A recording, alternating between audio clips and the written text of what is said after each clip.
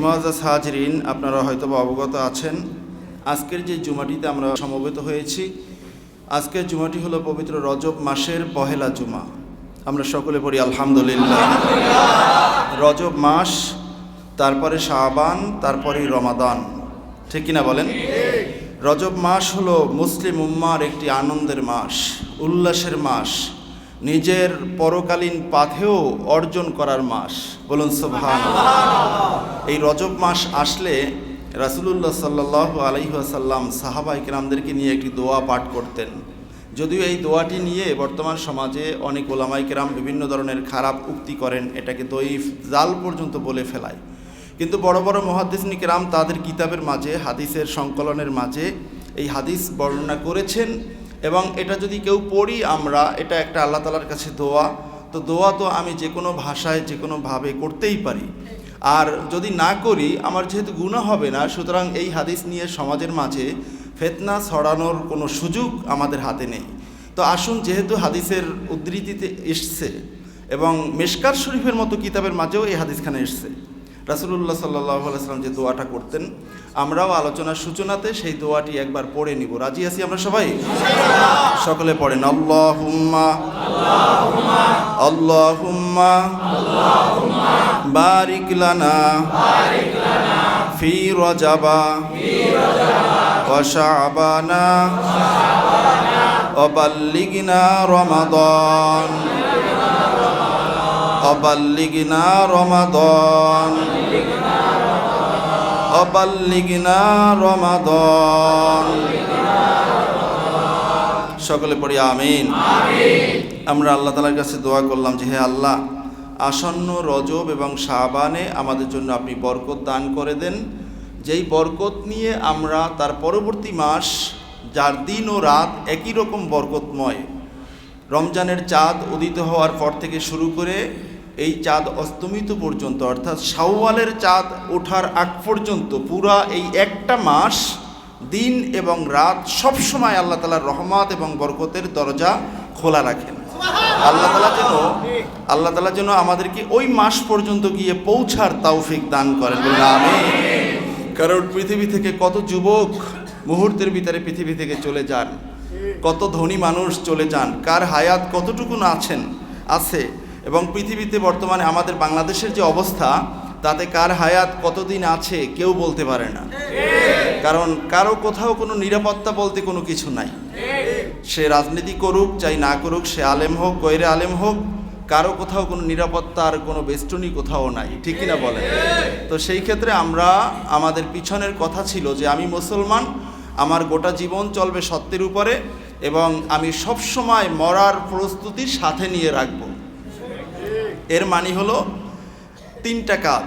প্রত্যেক রাত্রে কালিমা পড়তে হবে, প্রত্যেক রাত্রে আমার কাছে কেউ 1 টাকাও পাবে না, অর্থাৎ আমি কারো কাছে ঋণী না, এ ব্যাপারে 100-তে 100% মনের মাঝে ইতমিনান নিয়ে ঘুমাতে হবে।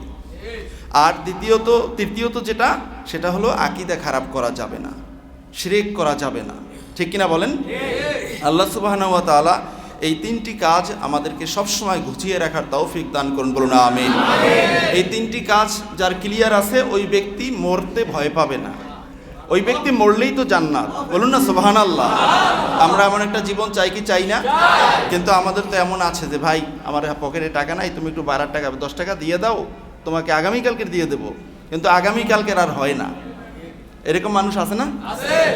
এগুলো হলো ঋণ। বন্ধু বান্ধব মিলে 10-12 জন মিলে ঘুরতে যায় আর বলে যে বন্ধু আজকের তোর থেকে আমরা নাস্তা খাবো, ফুচকা খাবো, এইটা খাবো, ওইটা খাবো, জোর করে। তার খাওয়ানোর মন নেই বা খেয়াল নেই, বা পকেটে টাকা আছে, অন্য প্রয়োজনে নিয়ে আসছে, কিন্তু বন্ধুরা মিলে সবাই তার কাছ থেকে খাইতে চায়। এখন চোখের লজ্জায় হলেও সে খাওয়ায়। এই যে খাইলেন, আপনি চাইছেন, পাইছেন আর খাইছেন, এটা কিন্তু ঋণ হয়ে যাবে।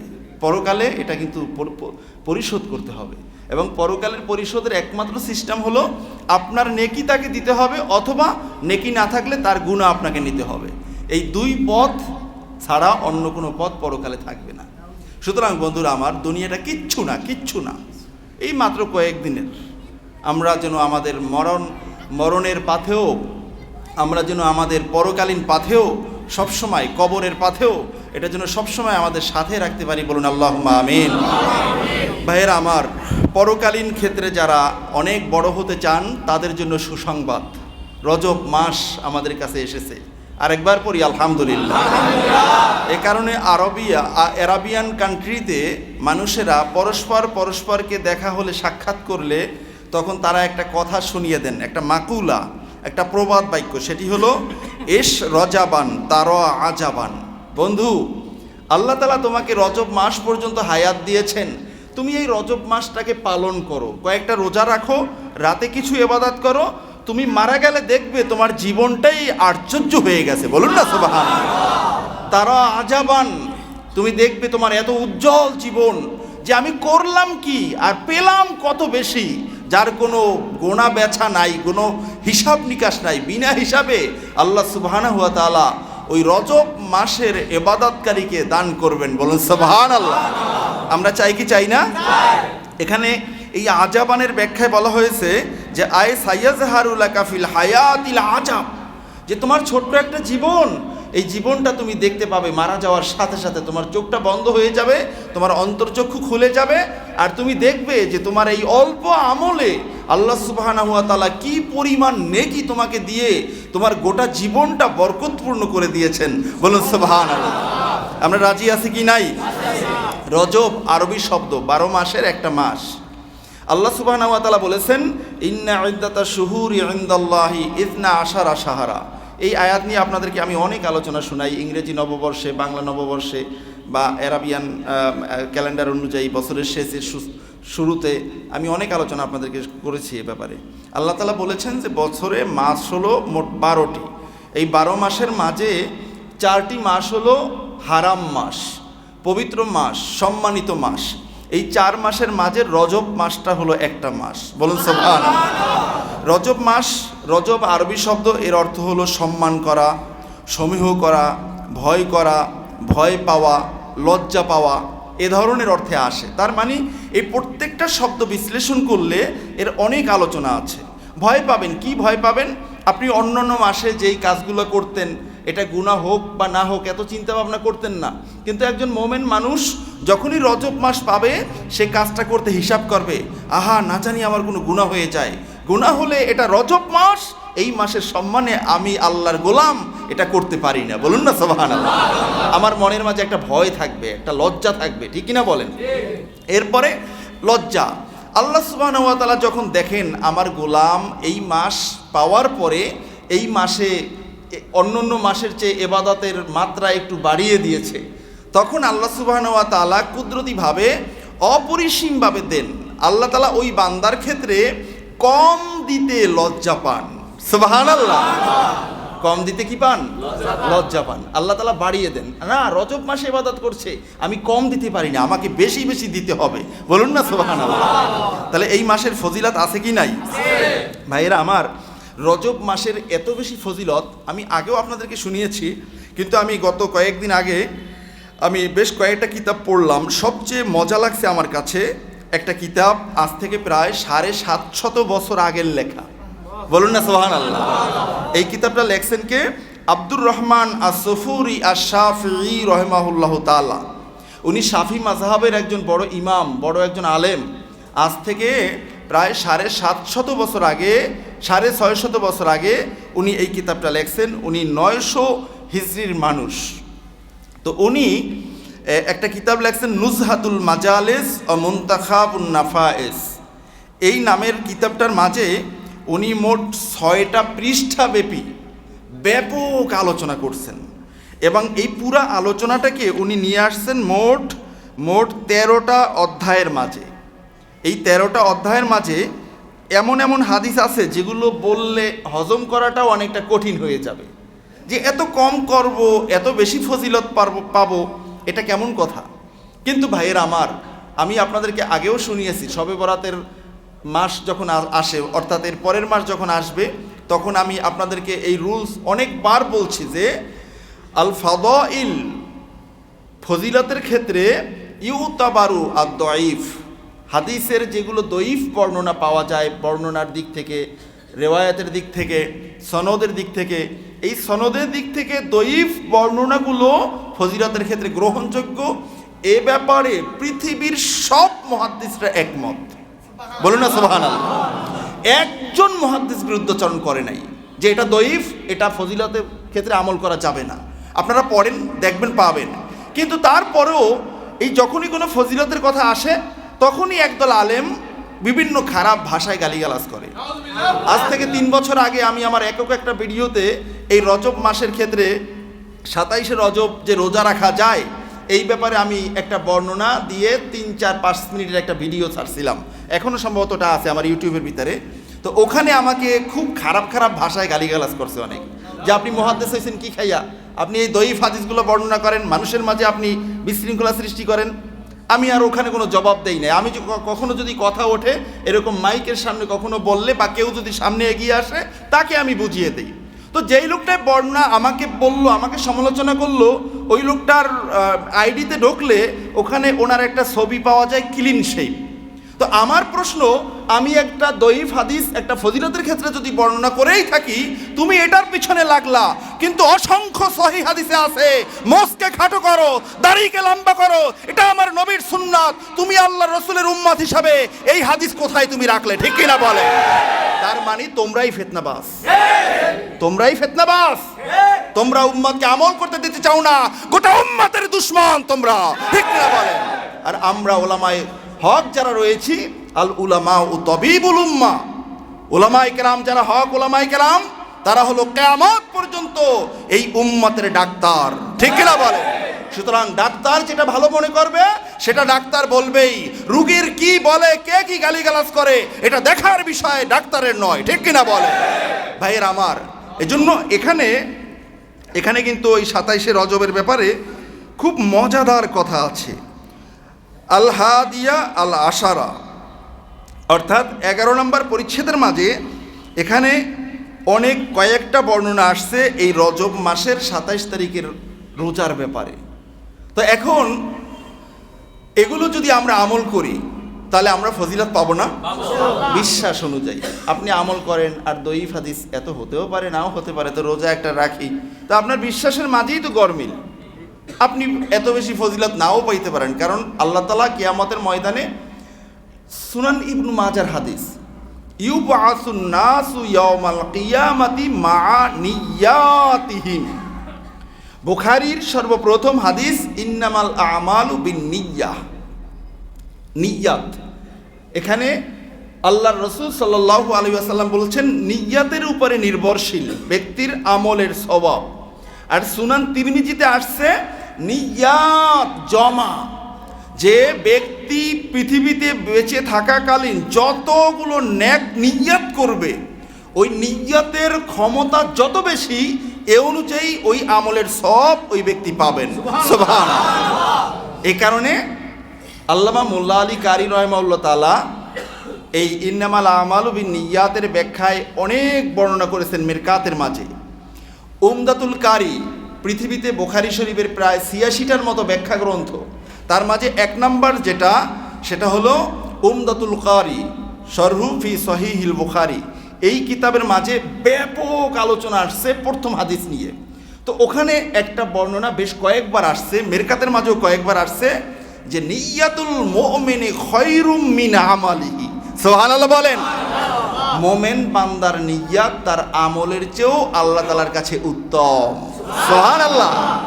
আল্লাহ আপনার আমল দেখেন না, আপনি আমল শ্বশুর বাড়ি ম্যানেজ করার জন্য করতে পারেন, আপনি আমল ভোট পাওয়ার জন্য করতে পারেন, আপনি আমল সমাজের মানুষকে কনভার্ট করার জন্য করতে পারেন, কিন্তু আপনার অন্তঃকরণে কি আছে এটা সমাজ জানে না, শ্বশুর বাড়ি জানে না, আপনার ভোটাররা জানে না, জানেন একমাত্র তিনি কে? সেই আল্লাহ সুবহানাহু ওয়া তাআলা ওই অন্তরেরটাই নিয়ে নেন। বলুন না সুবহানাল্লাহ। তাহলে আমরা বড় বড় নিয়াত করব, পারবো না ইনশাআল্লাহ? মানা তো যেতেই হবে, মানা তো যেতেই হবে। সর্বশেষ জান্নাত, ছোট জান্নাত যিনি পাবেন, তার জান্নাতের পরিধি যদি হয় গোটা পৃথিবীর 10টা সমান, এবং এটা সহিহ হাদিস দ্বারা প্রমাণিত, তাহলে তার উপরের বড় জান্নাতগুলো কত বড় পরিধি।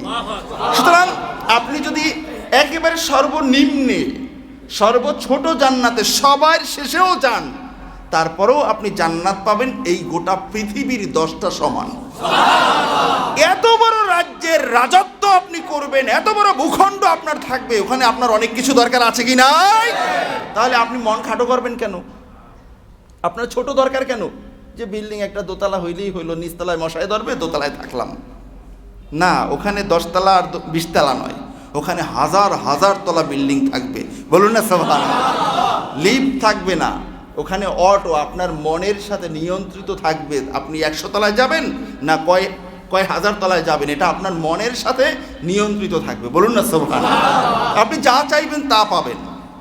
সুতরাং ওই জায়গায় রাজত্ব করতে হলে আরো বেশি দরকার, আরো বেশি দরকার। ঠিক কিনা বলেন? দুনিয়াতেই যদি মানুষ খাইতে পারে না কিচ্ছু, এই সমাজের সুদখোর, ঘুষখোর আর কলম ঠেকাইয়া, ফাইল ঠেকাইয়া যারা কোটি কোটি, হাজার হাজার কোটি টাকা নেয়, অনেকেই কিন্তু 3 বেলা পেট ভরে খাইতে পারে না। ডাক্তারের প্রেসক্রিপশন আছে যে তুমি দুপুরে খাবে এরকম, সকালে রাত্রে এরকম এরকম, পেটে ক্ষুধা রেখে খাইতে হইব। এরপরেও যদি এই চোরারা দেশের সম্পদ বিদেশে নেয়, এরপরেও যদি চোরারা দেশে থাইকা শুধুমাত্র জায়গা পর জায়গা, গাড়ির পর গাড়ি, বাড়ির পর গাড়ি করতে পারে, যে এই দুনিয়ার কোনো গ্যারান্টি নাই, তাহলে পরকালে আমাদের গ্যারান্টি আছে, শুরু আছে তার শেষ নাই। শুরু আছে শেষ নাই। তো ওখানে কি আরো বেশি দরকার না? তো ওখানের দরকারটা আমরা গরিবরাই বেশি বোঝা ভালো, তারা কম বোঝা ভালো। তার কারণ তাদেরকে তো আল্লাহ দুনিয়া দিচ্ছেন। ঠিক কিনা বলেন? আমি অনেক আগে বলছিলাম ওসমান গনি, ওনার নাম কিন্তু ওসমান ইবনে আফফান রাদিয়াল্লাহু তাআলা আনহু। ঠিক কিনা বলেন? কিন্তু উনি এত বড় ধনী, এই কারণে ওনার নামই হয়ে গেছে ওসমান গনি, মানে ধনী ওসমান। সুবহানাল্লাহ। তো ওনার কাতারেও মানুষ থাকবে খুব কম, হাতে গোনা, গোটা পৃথিবী থেকে অল্প কিছু মানুষ থাকবে। আর বেশিরভাগ ধনাঢ্য মানুষেরাই ওই কাতারে থাকতে পারবে না, তাদের কাতার হবে ভিন্ন। তো এই জায়গাটা আমরা যারা গরিব, দিন আনি দিন খাই, আল্লাহ রসুল ঘোষণা দিয়েছেন। আর সিরাতুল হালাবিয়ার মাঝেও এই হাদিসখানা বেশ কয়েকবার আসছে যে আল্লাহ রসুল বলেছেন, যারা পৃথিবীতে গরিব, ধনীদের চেয়ে কম পক্ষে 500 বছর আগে জান্নাতে যাবে। তাহলে 500 বছর আগে, মানে ধনীরা 500 বছর কিয়ামতের ময়দানে সূর্যটা মাথার উপরে নিয়েই দাঁড়িয়ে থাকবে। কি অবস্থাটা হবে? চানাচুরের মতো ভাজা হইবে নাকি? এখানের ভাজার কোনো মিটার নাই, কি পরিমাণে যে ভাজা হবে।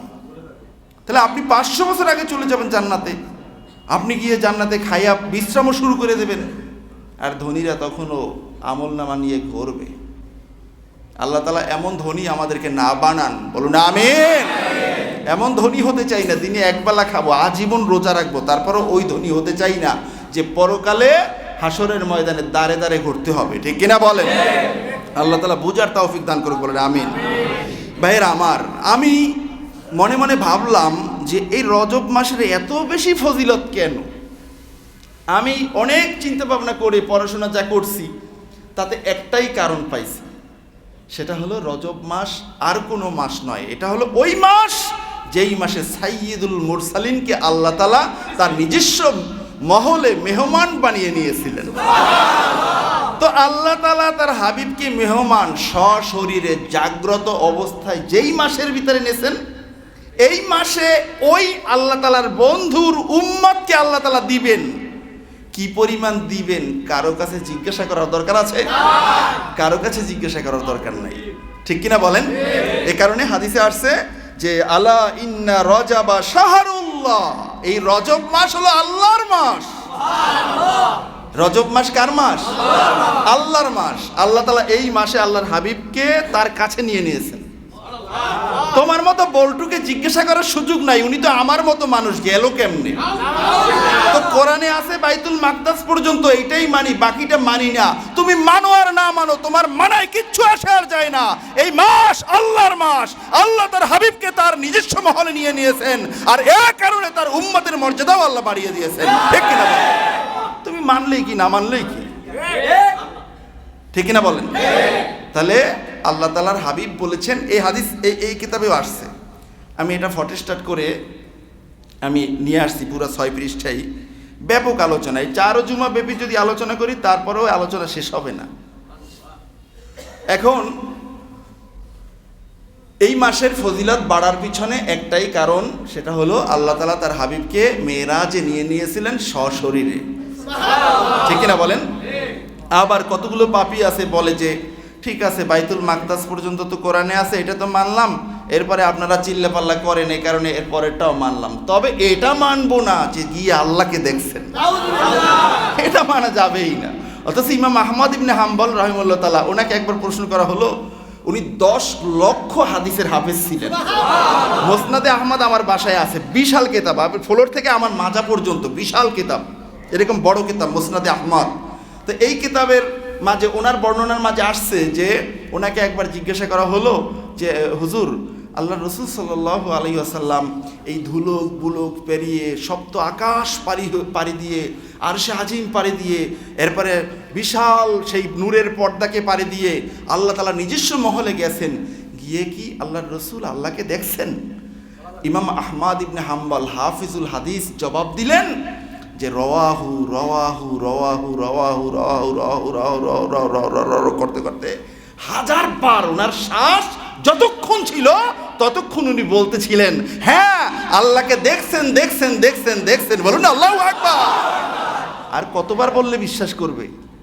ওনার এক শ্বাসে যতবার বলছেন আল্লাহকে দেখছেন। আল্লাহকে যদি নাই দেখেন আল্লাহ নিলেন কেন ওখানে? ঠিক কিনা বলেন? তাহলে এই মাসে, যেই মাসে আল্লাহ রাব্বুল আলামিন তার হাবিবকে দিদার দিয়েছেন, মুসা নবী সকল বনি ইসরায়েলদের নবীদের সর্দার ছিলেন, মুসা কালিমুল্লাহ, নামই হয়ে গেছে কালিমুল্লাহ, শুধুমাত্র আল্লাহ তাআলার সাথে প্রয়োজন হলেই কথা বলতেন, প্রয়োজন হলেই কথা বলতেন, যখন যা ইচ্ছা তাই বলতেন। প্রশ্ন, কতটা ফ্রি হলে একদিন গিয়ে বলেন যে আল্লাহ, আমি যদি আল্লাহ হতাম, আপনি যদি মুসা হতেন, আপনি আমার কাছে কি চাইতেন? সুবহানাল্লাহ বলবেন না? তার মানে আমার আল্লাহর সাথে তার যে সম্পর্কটা এত বেশি গভীর। যখন দেখছেন ওই যে মোবাইলে একটা সময় 10 টাকা মিনিট ছিল না, তারও আগে 70 টাকা 100 টাকা 1 মিনিট ছিল। তো কথা বলতে গিয়ে সালাম কালামও দিত না, মুসলমান হয়ে সালাম দিত না, আগে বলতো অমুকে মারা গেছে তুই তাড়াতাড়ি চলে আস বলেই কাটিয়ে দিত, কেন সেকেন্ড একটা গেলেই তো টাকা। ঠিকই না বলেন? তো এখন ওখানে কথা বলতো না, টাকা চাইবে এই কারণে। আর এখন যখন অফার দিল একবার, ওই যে রবিতে কি অফার দিল, সারা দুনিয়ায় হাজার হাজার প্রেমিক তৈরি হয়ে গেছে, তখন এই অফার বন্ধ করে দিয়েছে যে না, এই রাত্রে 1 মিনিটে 1 টাকা কাটবে, এরপর আর টাকা কাটবে না, একটা সময় ছিল না, এরপরে এটা বন্ধ করে দিয়েছে, কারণ যুবক যুবতীরা নষ্ট হয়ে যাচ্ছে। তো আল্লাহর পয়গাম্বর মুসা আলাইহিস সালাতু ওয়াস সালাম যখন ইচ্ছা তখনই ফোন করতে পারেন, রব্বে কারিমের সাথে আল্লাহ তাআলার সাথে কথা বলেন, কথা এত বেশি বলেন এই কারণে বলতে বলতে বলতে বলতে কালিমুল্লাহ, আল্লাহ তাআলার সাথে অধিক কথা বলনে ওয়ালা, এটা তার উপাধি হয়ে গেছে। সুবহানাল্লাহ। তো গিয়ে জিজ্ঞাসা করলেন, আমি আল্লাহ হলে, আপনি মুসা হলে আমার কাছে কি চাইতেন? আল্লাহ তাআলা বলছেন, মুসা তুমি আমার কাছে এটা জানতে চাও, তাহলে শোনো, তুমি যদি আমার মনিব হতা, রব হতা, তাহলে আমি মুসা হইয়া তোমার কাছে আমি সুস্থতা চাইতাম। সুবহানাল্লাহ। কি চাইতেন? সুস্থতা। এটা বড় নিয়ামত, বড় নিয়ামত। কিন্তু আজকের হাজারো যুবক, বাইপাস মসজিদেরও কত শত মানুষ দিব্যি সুস্থ মানুষ, অন্য জুমায় যত দ্রুত মসজিদে আসে, আজকের কি আসছেন তারা? আসেন নাই। ঠিক কিনা বলেন? অথচ সুস্থ মানুষ, আল্লাহ তাআলা সুস্থতা দিয়েছেন, নিয়ামত দিয়েছেন, আজকের আসতে পারলেন না কেন? শীত লাগে গায়ে, শীত। কি লাগে?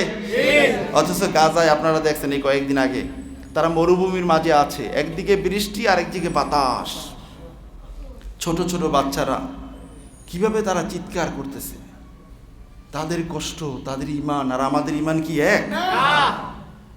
একটা মজার হাদিস পাইছি আমি কয়েকদিন আগে, হযরত হাফিজুল হাদিস ইবনু রজব আল হাম্বলি রাহিমাহুল্লাহ তাআলা ওনার কিতাব লাতাইফুল মাআরিফের মাঝে বর্ণনা করেছেন। আবু হুরায়রা রাদিয়াল্লাহু তাআলা আনহু বর্ণনা করেছেন, রাসূলুল্লাহ সাল্লাল্লাহু আলাইহি ওয়াসাল্লাম বলছেন, যখন প্রচণ্ড শৈত্য প্রবাহ আসে এবং কিছু মানুষ কোনো আমলের মাঝে থাকে বা নাই থাকুক, একজন মোমেন বান্দা আল্লাহ তাআলাকে ডাক দেয়, লা ইলাহা ইল্লাল্লাহ, এটা বলার পরে বলে, আল্লাহুম্মা আজিরনি মিন জামহারিরি জাহান্নাম। হে আল্লাহ, আপনি ছাড়া কোনো ইলাহা নাই, আপনার কাছেই আমি জাহান্নামের সত্য প্রবাহ থেকে আশ্রয় চাই। এই কথাটা বলতে বান্দা দেরি, আল্লাহ তাআলা জাহান্নামকে ডাক দিতে দেরি করেন না। ইয়া জাহান্নাম উশহিদুকে ইন্নী আজারতুহু মিন জামহারিরিক। হে জাহান্নাম, তুমি জেনে রাখো আমার গোলাম আমাকে ডাক দিছে আল্লাহুম্মা বলে, আমাকে ডাক দিয়েছে লা ইলাহা ইল্লাল্লাহ বলে। তোমাকে সাক্ষী রেখে তোমার সত্য প্রবাহ থেকে আমি আমার এই বান্দাকে মুক্ত করে দিলাম। জোরে সোরে আওয়াজ দেন সুবহানাল্লাহ। বলবেন হুজুর আজীবন শুনছি জাহান্নামে আছে আগুন, এখন আবার বলেন সত্য প্রবাহ, এটা কেমন কথা? আপনি তো হাদিস বানান দেখি না। জাহান্নামের সিয়াসিত্তার মাঝে হাদিস আসছে, মিশকাতেও হাদিস আছে, বেশি গরম বেশি ঠান্ডা জাহান্নামের দুইটা নিঃশ্বাস। ফা আমারাহুল্লাহু বিনাফাসাইন, আল্লাহ তাআলা জাহান্নামকে দুটি নিঃশ্বাস ছাড়ার নির্দেশ দিয়েছেন, তার একটা গরম আর একটা ঠান্ডা। আমি জাহান্নামের ঠান্ডার ব্যাপারে আপনাদেরকে পিছনেও বলছি। জাহান্নামের ঠান্ডায় এই হাদিসের একটু সামনেই আসছে যে জাহান্নামের ঠান্ডায় জাহান্নামীদের চামড়া 70 গজ মোটা চামড়া ফেটে যাবে।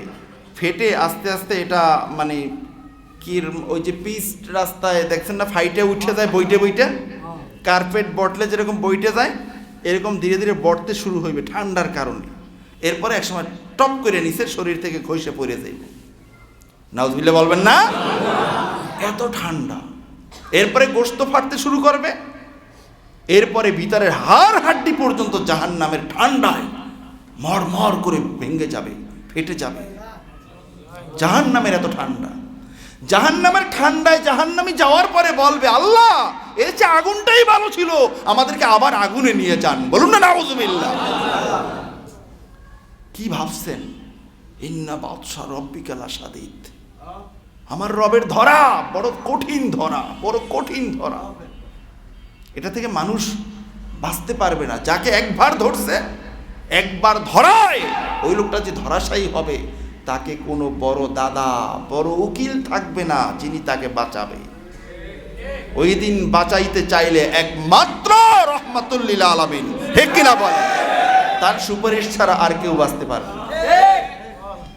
ভাইয়েরা আমার, তাহলে আজকের এই কঠিন শীতের মাঝে আমরা আল্লাহর কাছে বলি যে আল্লাহ আমরাও তো আপনার ঘরে আসছি, আপনার মেহমান, ঠিক কিনা বলেন? এই মুহূর্তে আমরা আল্লাহর কাছে বলি, আল্লাহ আমরাও আপনার কাছে জাহান্নামের সত্য প্রবাহ থেকে আশ্রয় চাই। বলুন আমিন। দোয়াটা পড়বেন, পড়বেন, পড়েন। আল্লাহুম্মা আজিরনি মিন জামহারিরি জাহান্নাম। এই একটা বর্ণনা, আর ওই লা ইলাহা ইল্লাল্লাহ সহ আসছে। আগে বলবেন লা ইলাহা ইল্লাল্লাহ, এরপরে আল্লাহুম্মা আজিরনি মিন জামহারিরি জাহান্নাম। জীবনে একটা হাদিসের উপর আমল হয়ে গেল, ঠিক কিনা বলেন? হাদিস তো সত্য। আল্লাহ রাব্বুল আলামিন এই মুহূর্তে ডাক দিয়ে বলবেন, এই হাজার হাজার মুসল্লিরা আমার ঘরে এসে জাহান্নাম তোর ঠান্ডা থেকে তারা আমি রব্বে কারিমের কাছে আশ্রয় চাই, আমি আল্লাহর কাছে তারা আশ্রয় চাই। তোকে সাক্ষী রেখে আমি বললাম তাদের শরীরে আমি তোর ঠান্ডা লাগাবো না।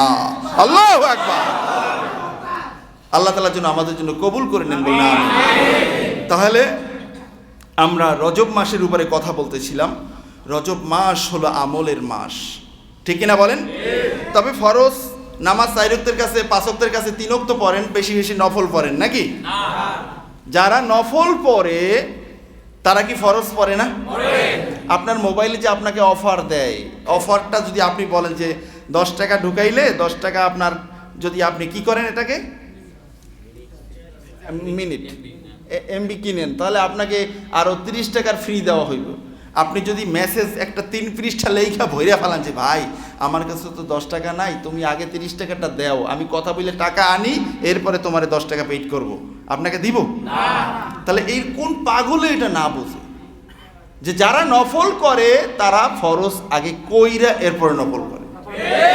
অথচ ওরা আমাদের বিরুদ্ধে বলে ফরজের খবর নাই, নফল লইয়া টানাটানি। আরে বেটা, এটা তোর মতো মাতালেই বলতে পারে। যারা নফল পড়ে তারা ফরজ বাদ দেয় না, ঠিক কিনা বলে? সুন্নতে মুআক্কাদা এটা আগে, তারপরেই না নফল। আপনার কাছে 20 টাকা আছে, আপনার কাছে 10 টাকা নাই, তাহলে কিন্তু 10 টাকাই তো আছে 20 টাকার ভিতরে, আপনি গুনবেন কেমনে? ঠিক কিনা বলেন? তো নফলটার মর্যাদা বাড়বে তো ফরজের উপরে ভিত্তি করে, ফরজের উপরে ভর করে। আপনার ফরজই যদি না থাকে, নফলের আর কিসের দাম? আমরা এই কারণে ফরজও পড়ি, ওয়াজিবও করি, সুন্নতে মুআক্কাদাও করি। আর যখন রজব, শাবান, রমজানের মতো মাস, মিলাদুন নবী সাল্লাল্লাহু আলাইহি ওয়াসাল্লামের মতো মাস আসে, তখন আমরা দিন আর রাত চিনি না, সব সময় সুযোগ পাইলেই নফল ইবাদত করি, ঠিক কিনা বলে? আল্লাহ সুবহানাহু ওয়া তাআলা বেশি বেশি আমল করার তৌফিক দান করুন, বলেন আমিন। ভাইরা আমার, এই কিতাবের মাঝে ব্যাপক আলোচনা আমি বলছি। এখানে সর্বপ্রথম আল্লামা ইমাম তাকিউদ্দিন সুবুকি রাহিমাহুল্লাহ তাআলা উনি ওনার একটা তবাকাতের মাঝের উল্লেখ করে বলছেন, ফি তবাকাতিহি আন বাদিল আয়ান আন্নাহু সাল্লাল্লাহু আল ওয়াফাতা আউওয়ালা লাইলাতা মিন রজব। সুবহানাল্লাহ। যাদেরকে আল্লাহ চোখ দিয়েছেন, উনি এখানে বলছেন, আমি তবাকাতের মাঝে দেখছি যাদেরকে আল্লাহ চোখ দিয়েছেন, যারা চোখ বন্ধ করলে দেখতে পান, এমন মানুষের মাঝে অনেকেই আল্লাহর কাছে দোয়া করতেন যে আল্লাহ, আমার মৃত্যুটা যেন রজব মাসের 1 তারিখে হয়। রজব মাসের 1 তারিখে হয়। তাহলে রজবের মর্যাদা আছে কি নাই? এত বেশি ফজিলত, তারা চোখে দেখেই তো রজবের 1 তারিখে তারা মৃত্যু চায় আল্লাহর কাছে, ঠিক কিনা বলেন? আমরা আল্লাহর কাছে বলি যে আল্লাহ, এই হাদিস অনেক সুন্দর হাদিস, এটাও আমাদের লোভ আছে, তবে আমরা রমজান মাসে শুক্রবার দিনে মদিনা মুনাওয়ারায় মরতে চাই, ঠিক কিনা বলে? আমাদের কবরটা হবে মদিনা মুনাওয়ারায়, জান্নাতুল ফেরদাউসের টুকরা, জান্নাতুল বাকিতে। আমরা উঠে আগে আর কাউকে দেখতে চাই না, নূর নবীজির নূরানি চেহারা মোবারক দেখতে চাই, ঠিক কিনা বলে? যদি এটা হয়, কি হবে? আপনাকে অযথা দৌড়দৌড়ি লাগবে না, কারণ যিনি জান্নাতের মালিক তিনিই তো আমার কাছেই আছে। হাউজে কাউসার যিনি পান করাবেন, হাউজে কাউসার তো ওখানেই। আল্লাহ রসুল বলছেন, আমার মেম্বারটাই হাউজে কাউসারের উপরে।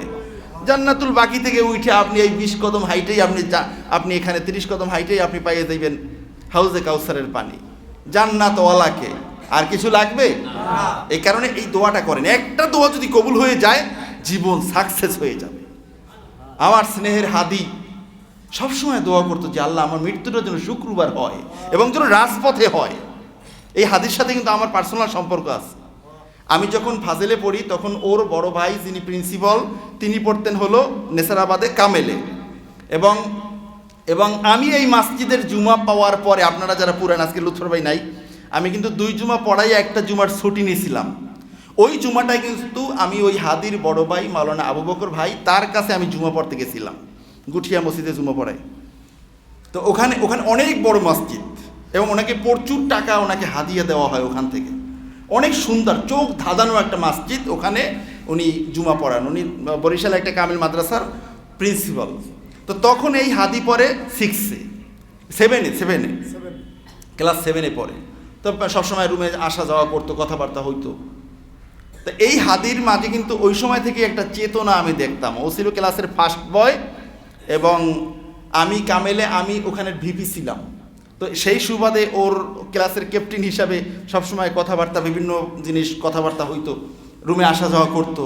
তো ওই সময় দেখতাম ওর ভিতরে যে চেতনা, একই ক্লাসের মাঝে, প্রত্যেক ক্লাসে নেসারাবাদে তখন ছাত্র ছিল 200-র উপরে করে। তো এই ছাত্রগুলারে খুব কঠোরভাবে সে হ্যান্ডেলিং করতো, সে নিয়ন্ত্রণ করে রাখতো। ক্লাসে কোনো হইচই হতো না। যেই ক্লাসের ক্লাস ক্যাপ্টেন ভালো, ওই ক্লাসে কখনো কোনো আওয়াজ বাহির থেকে শোনা যায় না, টিচার থাকুক চাই না থাকুক, নিয়ন্ত্রণ করতে পারে।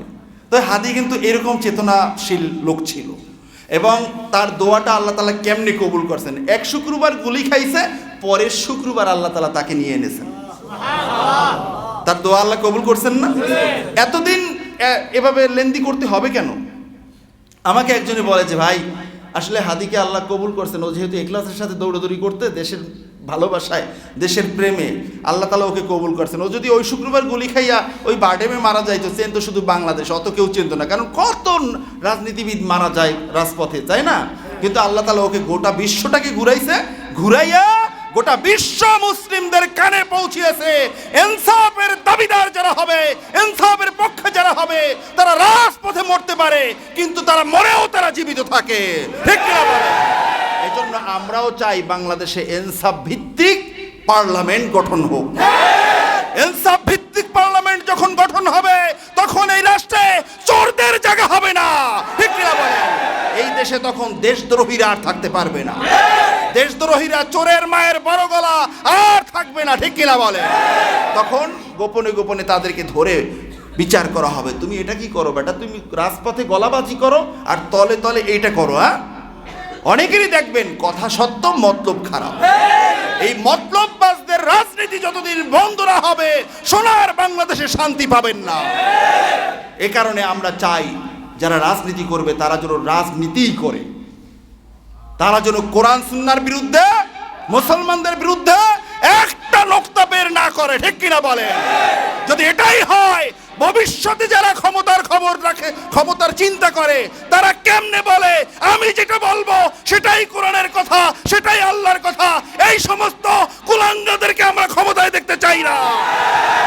তার কারণ আল্লাহর কোরআনের কথা, আমার কথা কোরআনের কথা, এটা বললে তো সে কাফের। তো কাফের মুসলমানদের নেতা হতে পারে না। কি আশ্চর্য কথা! ক্ষমতার ব্যাটা জীবনের কি গ্যারান্টি আছে? কত নেতা চলে যাচ্ছে, আমার অবাক লাগে। এখনো এই দেশে এই ধরনের কথা বলে মুসলমানদের সন্তান হইয়া, তার কথাই কোরআনের কথা। শয়তান কোথাকার! আর মুসলমান নিজেরটা খাইয়া, নিজেরটা পইরা, নিজেরটা কইরা, এরপর তাদের পিছনে পিছনে করবো। তো আপনিও তো তার দলের। মনে রাখবেন, মূর্তির সামনে সাজদা দেওয়া শিরক, আর এই সাজদায় মূর্তির যে কোনো কাজে পূজার সহযোগিতা করা, এটাও হলো শিরক। এটা শিরক, কম শিরক না, ছোট শিরক না, এটাও সেম শিরক। এই কারণে বন্ধুরা আমার, আমাদের ঈমানকে বাঁচিয়ে রাখতে হবে, এটা হলো 1 নাম্বার কাজ। আর আমি মাঝে মধ্যে বলি, এই 2-3টা শয়তান ফয়তান এত বড় বড় দল থেকে বাদ দিলে দলের কিচ্ছু আসে আর যায় না। কেন ওই দলের উপদেষ্টারা এখনো বসে আছে? তাদেরকে ওই দল থেকে কেন বহিষ্কার করে না আমরা জানতে চাই। ইসলামিক দলের ভিতরেও আছে, অন ইসলামিক দলের ভিতরে আছে, এমন এমন কথা বলে বসে থাকে, মুসলমানদের কলিজায় রক্তক্ষরণ হয়। আমরা এই সমস্ত নেতা চাই না। ভাইয়ের আমার, চিল্লান যে 500 টাকা নোট পাইলে তো বলবে, স্যার আপনার মতো মানুষ আর হয় না, তুলনাই নাই। চিল্লাইতে পারেন আপনারা, পাবলিক বড় বেতালিয়া, যখন যেই দিকে বৃষ্টি ওই দিকে ছাতা ধরে। এই দেশের পাবলিকের যদি নীতি থাকতো, বিশ্বাস করেন একটা নেতাও অন্যায় করে ছাড় পাইতো না, একটা নেতা অন্যায় করে ছাড় পাইতো না। কষ্ট পাইছেন? এই মাস কিসের মাস? আমলের মাস, রজব মাস, আল্লাহ রাব্বুল আলামিনের দিদারের মাস। এই কারণে গোটা পৃথিবীতে যারা তাসাউফপন্থী, তারা এই মাসকে খুব বেশি মূল্যায়ন করে। সুবহানাল্লাহ বলেন। এই মাসকে খুব বেশি মূল্যায়ন করে। এই মাসে তারা অনেক বেশি মাহফিলের আয়োজন করে, দোয়ার আয়োজন করে। তার কারণ এই মাসে আল্লাহ রাব্বুল আলামিন তার হাবিব সাল্লাল্লাহু আলাইহি ওয়াসাল্লামকে আকাশে উঠিয়ে নিয়েছেন। দিদারের মাস, এর চেয়ে বড় নিয়ামত আর কিচ্ছু হতে পারে না। জান্নাতের মাঝে এত নিয়ামত থাকবে, কিন্তু আল্লাহ রাব্বুল আলামিনের দিদারের নিয়ামতের সাথে অন্য কোনো নিয়ামতের কোনো তুলনাই হবে না।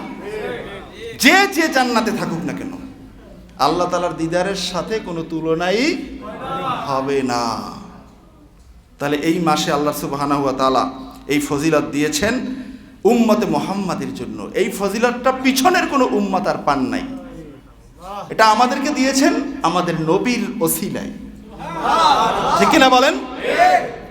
ভাইয়েরা আমার, নুজহাতুল মাজালিসের মাঝে প্রথম যে হাদিসখানে এসেছে, আনিন নবী সাল্লাল্লাহু আলাইহি ওয়াসাল্লাম মান ক্বালা ফি কুল্লি ইয়াউমিন মিনাল আশরিল আউয়াল মিন রজব সুবহানাল হাইয়িল কাইয়ুম মিয়াতা মাররাহ ওয়া কুল্লু ইয়াউমিন মিনাল আশরি সানি মিয়াতা মাররা সুবহানাল্লাহিল আহাদিস সামাদ ওয়া মিনাল আশরি সালিস মিয়াতা মাররাহ সুবহানাল্লাহির রাউফুর রহিম লাম ইয়াসিফির রাসিফুনা মা ইউতা মিনাস সাওয়াব। সুবহানাল্লাহ বলেন। নবীজি বলছেন আল্লাহর রাসূলের যেই উম্মতটা রজব মাসের প্রথম দশকে 100 বার পাঠ করবে সুবহানাল হাইয়ুল কাইয়ুম, দ্বিতীয় দশকে 100 বার পাঠ করবে সুবহানাল্লাহিল আহাদিস সামাদ, তৃতীয় দশকে 100 বার পাঠ করবে সুবহানাল্লাহির রাউফ। ওই ব্যক্তিকে আল্লাহ তাআলা এত বেশি ফজিলত দিবেন, এত বেশি সওয়াব দিবেন, পৃথিবীর কোনো মানুষ, কোনো বক্তা এটাকে লিখে বলে শেষ করতে পারবে না। সুবহানাল্লাহ, এত বেশি দিবেন। আমলটাও তো একটু বেজাইল্লা, প্রত্যেক দশকে আপনাকে সচেতন থাকতে হবে, মনে রাখতে হবে। ভিডিওতে তো থাকবে, মনে না রাখতে পারলেও ওখান থেকে শুনবেন। 3 দশকে 3টা দোয়া, 100 100 100 300 বার পড়বেন। এখানে বলা হয়েছে যে আল্লাহ রাব্বুল আলামিন তাকে এত বেশি দিবেন, লাম ইয়াসিফিল ওয়াসিফুন, পৃথিবীর কোনো বক্তা বলে শেষ করতে পারবে না, কোনো লেখক লিখে শেষ করতে পারবে না। সুবহানাল্লাহ। আমাদের এই অফুরন্ত ভান্ডার নেয়ামত আমরা চাই কি চাই না? তাহলে আপনারা খুঁজে কষ্ট করে এই আমলটা করবেন, পারবেন না ইনশাআল্লাহ? এরপরে এখানে আরেকটা হাদিস বর্ণনা করা হয়েছে। রাসূলুল্লাহ সাল্লাল্লাহু আলাইহি ওয়াসাল্লাম ইরশাদ করেছেন, আলা ইন্না রজাবা শাহরুল্লাহ ওয়া শাবানা শাহরি ওয়া রমাদানু শাহরি উম্মতি। ওই যে হাদিস পিছনের বছরে আমি আপনাদেরকে শুনিয়েছিলাম, রাসূলুল্লাহ সাল্লাল্লাহু আলাইহি ওয়াসাল্লাম ইরশাদ করেছেন, রজব মাস আল্লাহ তাআলার মাস, শাবান মাস আমি নবীর মাস, রমজান মাস আমার উম্মতের মাস। সুবহানাল্লাহ। ফামান সামা ইয়াওমান মিন রজাবা ঈমানান ওয়া ইহতিসাবান ইস্তাওজাবা রিদওয়ানাল্লাহি আকবার। সুতরাং যেই ব্যক্তি এই রজব মাস পাওয়ার পরে শুধুমাত্র একটা দিবস আল্লাহ তাআলার সন্তুষ্টির জন্য রোজা রাখবে, ওই ব্যক্তির জন্য আল্লাহ সুবহানাহু ওয়া তাআলার সন্তুষ্টি আবশ্যক হয়ে যাবে। সেজন্য আল্লাহ তাআলার সন্তুষ্টিটাকে নিজের জন্য আবশ্যক করে নিল, ইস্তাওজাবা ওয়াজিব করে নিল, আবশ্যক করে নিল আল্লাহ তাআলার সন্তুষ্টি। বলুন না সুবহানাল্লাহ। ওয়া আসকানাল ফিরদাউসাল আ'লা, এবং ওই ব্যক্তি পরকালে তার জায়গাটা করে নিল জান্নাতুল ফিরদাউসের মাঝে। খুশি হয়ে বলেন না সুবহানাল্লাহ। যেই ব্যক্তি একটা রোজা রাখবে ওই ব্যক্তির জায়গা হবে কোথায়? জান্নাতুল ফিরদাউসের মাঝে। সে আল্লাহ তাআলার সন্তুষ্টিটাকে আবশ্যক করে নিল এবং তার জায়গাটা হবে জান্নাতুল ফিরদাউসে। ওমান সামা মিনহু ইয়াওমাইন ফালাহু মিনাল আজরি দিফানি কুল্লা দিফিন মিসলা জাবালিদ দুনিয়া। আর যেই ব্যক্তি রজব মাস পাওয়ার পরে মাত্র 2টা রোজা রাখবে, ওই 2 রোজার কারণে ওই ব্যক্তির জীবনের সকল আমলগুলোকে আল্লাহ তাআলা দ্বিগুণ করে বৃদ্ধি করে দিবেন। যার প্রত্যেকটা ভাগ হলো গোটা পৃথিবীতে যত পাহাড় পর্বত রয়েছে এই পাহাড় পর্বতের সমপরিমাণ। বলুন সুবহানাল্লাহ। মাথা খারাপ হয়ে যায়, আমি রাত্রে পড়লে রাত্রে ঘুমে ধরে না আমার। এত সুন্দর ফজিলত, এত বেশি ফজিলত আমরা চাই কি চাই না? 2টা রোজা রাখবেন, আপনার প্রত্যেকটা আমলকে আল্লাহ তাআলা ডবল ডবল সওয়াব দান করবেন। এক রাকাত নামাজ পড়বেন, আপনাকে 2 রাকাতের সওয়াব দেওয়া হবে। 1 রাকাতের সওয়াব হলো গোটা পৃথিবীর যতগুলো পাহাড় আছে পাহাড়গুলো এক পাল্লায় রাখলে যেই পরিমাণ হবে ওই পরিমাণ হলো 1 ভাগ। সুবহানাল্লাহ, কি বিশাল ফজিলত। ওমান সামা মিনহু সালাসাতা আইয়ামিন জাআলাহুল্লাহু বাইনাহু ওয়া বাইনান নারি খান্দাকান তাউলুহু মাসিরাতু সানাহ। আর যেই ব্যক্তি 3টা রোজা রাখবে ওই ব্যক্তির মাঝে আল্লাহ সুবহানাহু ওয়া তাআলা জাহান্নাম আর ওই ব্যক্তির মাঝে 1 খন্দক পরিমাণ দূরত্ব আল্লাহ তাআলা দান করে দিবেন। আর এক খন্দক পরিমাণ দূরত্ব মানে হলো 1 বছরের নূরের গতি। সুবহানাল্লাহ। এত দূরে জাহান্নাম থাকবে, মানে ওই ব্যক্তি জাহান্নামের ঘ্রাণ গন্ধ কিচ্ছু পাবে না, সে দেখবেই না যে জাহান্নাম কোথায়। ওই ব্যক্তি আর হাসবে আর বলবে যে কই কিয়ামতের নাকি চারপাশে, হাসরের ময়দানে চারপাশে নাকি জাহান্নাম থাকে, কই জাহান্নাম, জাহান্নামই তো দেখলাম না। সুবহানাল্লাহ বলবেন না? জাহান্নামই কি দেখলাম না। কি ফজিলত! কয়টা রোজা? 3টা রোজা।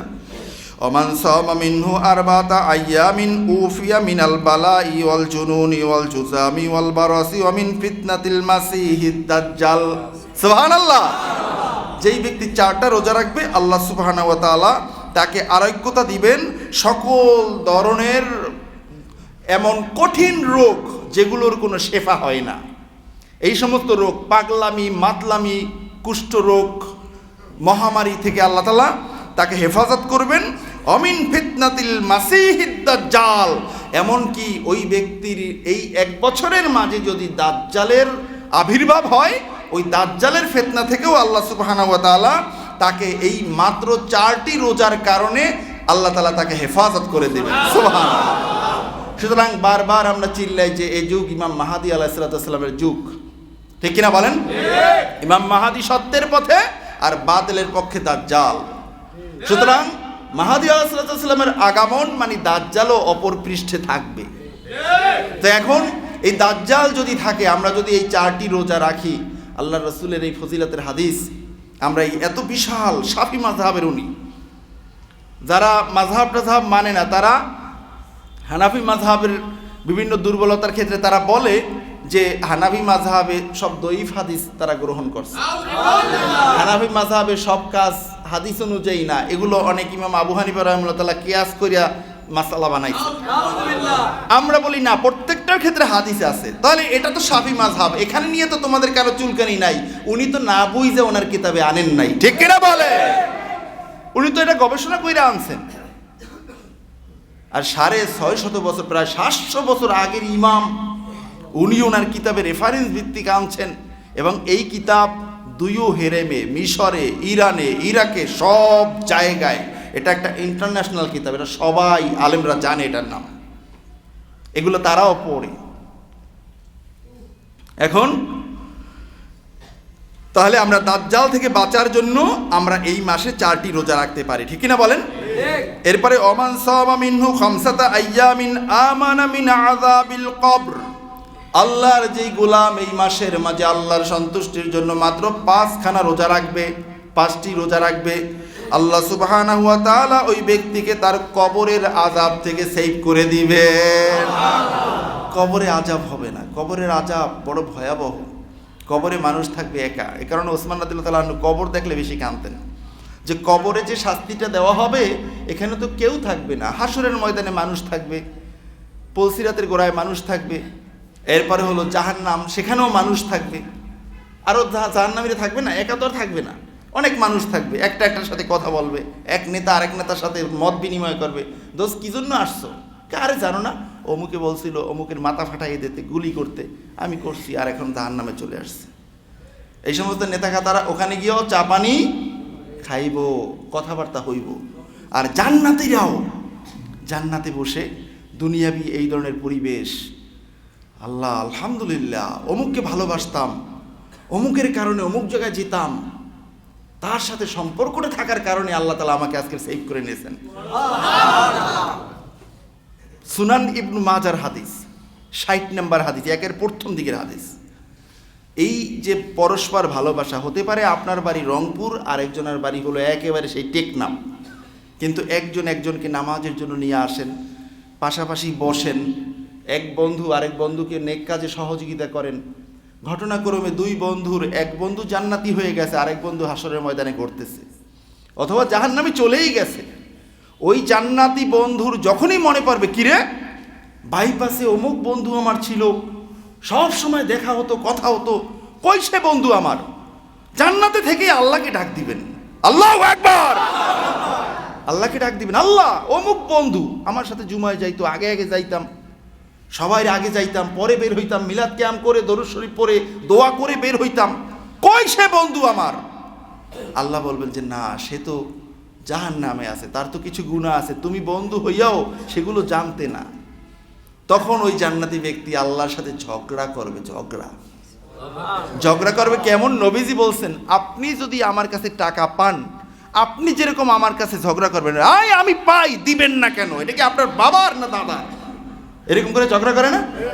আল্লাহর সাথে এরকম ঝগড়া করবে যেন আল্লাহর কাছে এটা পায় সে। আল্লাহ বলবেন যে বান্দা, ঠিক আছে, তোমাকে অনুমতি দিলাম, যাও তুমি তোমার বন্ধুকে জাহান্নাম থেকে উঠিয়ে নিয়ে আসো। আল্লাহু আকবার। তখন ওই বান্দাকে এনে নহরে হায়াতের মাঝে গোসল করাইবে। জাহান্নামে পড়ছে না, নহরে হায়াতে ডুব দেবে, উঠবে, জান্নাতি চেহারা নিয়ে হাসতে হাসতে উঠবে। আল্লাহু আকবার। আর জান্নাতি নহরে যখন ডুব দিয়া উঠবে, তখন আর জাহান্নামের শাস্তির কথা তার আর মনে থাকবে না। সে দুই বন্ধু হাত ধরে ধরে জান্নাতের ভিতরে চলে যাবে। সুবহানাল্লাহ। আমরা এমন বন্ধু চাই কি চাই না? কিন্তু বন্ধু বানাইছেন এমন, আপনাকে আগে খাইতেন টান, এখন খান লাল পানি। বন্ধু আছেন এরকম? কার বেটা ওই দিন আছে, ওটার বেটা সেই কালের আগের যুগে হোক্কা খাইতো, এরপরে আবার ওই কি বলে দুই টান এর দুই আঙ্গুল দিয়ে খাইতো, এরপরে আবার ইলেকট্রনিক বের হয়েছে। ওই যে আমি আপনাদেরকে বলছিলাম, হেরেমে মক্কা শরীফে এই টয়লেটের 6 নম্বরের পাশে আমি একবার রাত্রে এশার নামাজের পরে, তারাবির পরে দেখতেছি এক পুলিশে আর ওই সিকিউরিটি, আর কি পুলিশ বলতো ওই বড় মার্কেটের সিকিউরিটি, সে এক ব্যাটারে বুড়া ব্যাটারে গিয়ে ধরছে। এই বুড়া ব্যাটা ফুল গাছের নিচে বসে সিগারেট খাইতেছে। এখন এই ধোয়া পাইয়া ওই লোক দৌড়ে গেছে, দৌড়ে গিয়া এখন ওই লোকে এরকম, তুমি এখানে সিগারেট খাইলা কেন, এখানে কেন আগুন ধরাইলা? আরবিতে কয়। আর ওই যে লোকটা খাইছে বুড়া, সম্ভবত এই লোকটা কি মিশরি বা ইন্ডিয়ান কিনা কে জানে, শরীর স্বাস্থ্য এরকম মনে হলো চেহারা সুরাতে। এখন আমি খুব কাছে দাঁড়াইয়ে শুনতেছি যে কি বলে। এখন ঝগড়া করতে করতে করতে করতে এক পর্যায়ে বুড়া কয়, বাবা আমি, মানে ও আরবিতে যেটা বললো আর কি, আমি যে বুঝলাম যে আমি না খাই আর থাকতে পারিনি, এতক্ষণ ইফতারি করছি কোন সময়, এখন রাত বাজে 2টা 2:30, আমি এখন এটা না খাইলে কালকে রোজা রাখতেই আমার সমস্যা হয়ে যাবে, এমন কিছু বললো। সিকিউরিটির লোকটা দেখলাম কি পকেট থেকে বের করছে ইলেকট্রনিক ধূমপান, এটাকে কি বলে? হ্যাঁ, ইলেকট্রনিক ধূমপান যেটা। কয় তুই ওটা খাইছো কি লেগে, তুই এটা খাইতে পারতি না? এটা খাইলে তো তোর আর ধরতাম না। এখন ওইটা ও বেড়াতে দেখে হা করে তাকাই দিছে। এখন দেখলাম ওর সামনেই ও মুখে দিয়ে এক চাপ দিছে, মুখ এটা সরাই নিয়েছে, মুখ দিয়ে একটা বিশাল ধোয়ার একটা কুণ্ডলি বাইরেছে। ইলেকট্রনিক ধূমপান, স্মোকিং ইলেকট্রনিক, এইটা খাইতে কয় তারে। তো চিন্তা করেন, এখন বন্ধু যদি ওইরকম হয়, আগে দিত টান আর এখন খাইবে ফত ফত করে আওয়াজ দিয়া, ঠিক কিনা বলেন? আগে খাইতো আগুন দিয়া, এখন খাই বোতল দিয়া, তাহলে আগেরটা চেয়ে আরো খারাপ হইল না? বন্ধুরা আমার, বন্ধু এরকম দরকার নাই। এই বন্ধু এরা হলো ঈমান নষ্ট করার বন্দুক, এরা বন্ধু হতে পারে না। এ কারণে আমি অনেক আগে আলোচনা করেছিলাম, জীবনে আর কিছু পাই আর না পাই, একজন ভালো বন্ধু চাই।